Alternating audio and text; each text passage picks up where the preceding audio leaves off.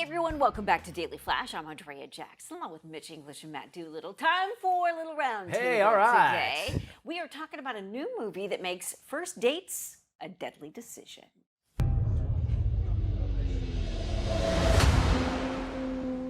Are you okay? Somebody sent me this. It's just dumb kids trying to mess with you.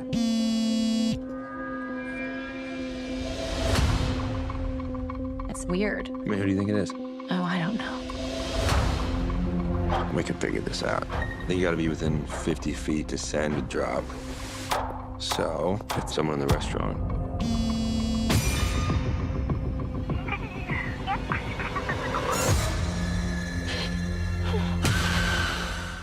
That, ladies and gentlemen, is the new movie Drop from our friends at Universal. So what are some of the real red flags on first dates? Joining us for our roundtable discussion is trauma expert Dr. Janie Lacy. Janie, welcome back to Daily Flash.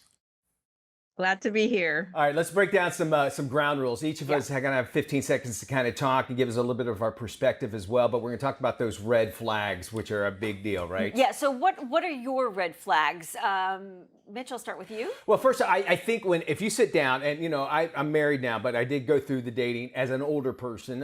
One thing that I notice is if they are always talking about their ex and very negative, I say that's a red flag, number one. Yes. And I think that's why I'm married, is because Liza, she just talked about how great her dad was and growing up, and I was like, this is really a different thing for me. And I go, there's something different about this person. So I would say if they're very negative, especially about their family or an ex. Okay, Matt, you? When it's all about money, money, money. Like when all they want to talk about is that. What do you make? I went on a couple dates before I met my wife, and it was like, oh, what do you do? Oh, how much do you make? Or this costs this? Like the person was like, you know, going through the list of what everything cost at the dinner. If a girl asked me how much I made, I would go, well, we're splitting this dinner now. Yeah, it was a bad date. It was We're really going bad. Dutch. Yeah, for me, it's always like, how do you treat the customer service? Like, how do you treat the wait staff? How do you treat someone you're engaging with? That, let's say you go to coffee and the barista, are you pleasant? Do you say please and thank you? Or are you a complete jerk? So,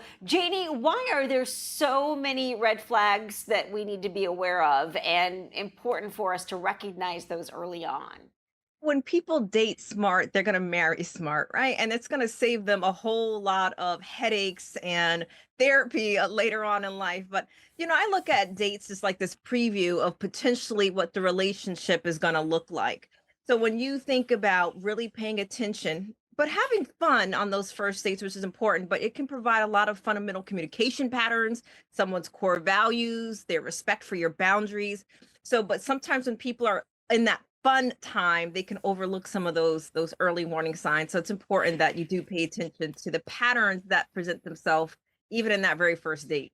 Yeah, we tend to get blinded by love, I think, or infatuation. And when you also say that you are not who you are on a first date. Oh, yeah.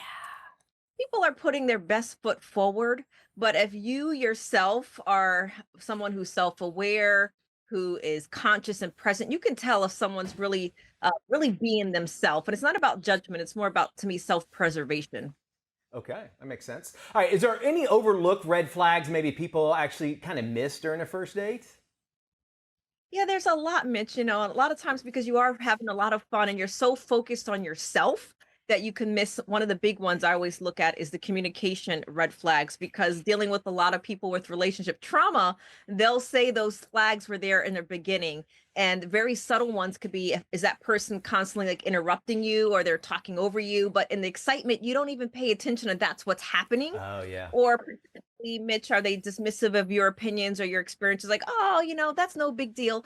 Like, it's very subtle, but if you pay attention to those things, they're there in the very beginning. It's so true. Hindsight's always 20/20, right? When it comes to some of these romance situations. How can someone gracefully end a first date if they notice multiple red flags while still being respectful and kind?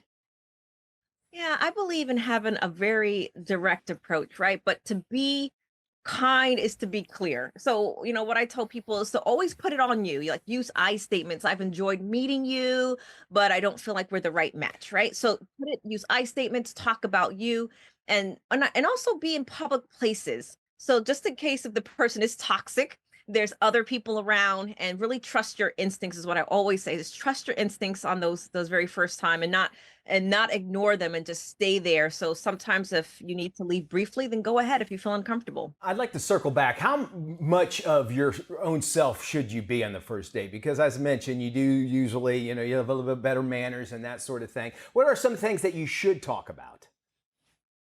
You should be yourself, right? The core of who you are should be there. But what I always recommend is have discernment.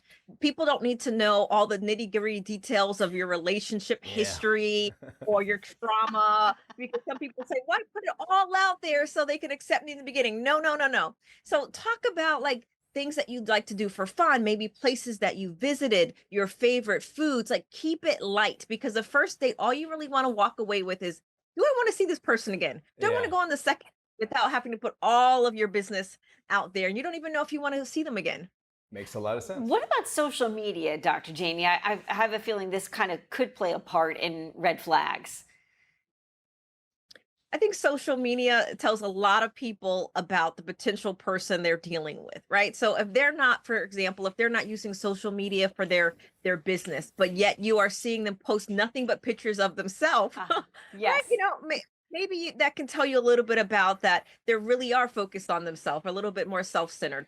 But so when you're looking at people's social media, I mean, it's a highlight reel. So not to take it for a grain of salt, but to be aware of what you're watching and seeing. Plenty of sense you always make. Thank you so much, Janie. We want you to sound off about this. We encourage you to do so. And our friends at Universal Pictures have hooked us up with tickets to be the first to see Drop in Orlando. Nice. So head to our website at dailyflashshow.com and our socials right now. Drop comes out April 11th.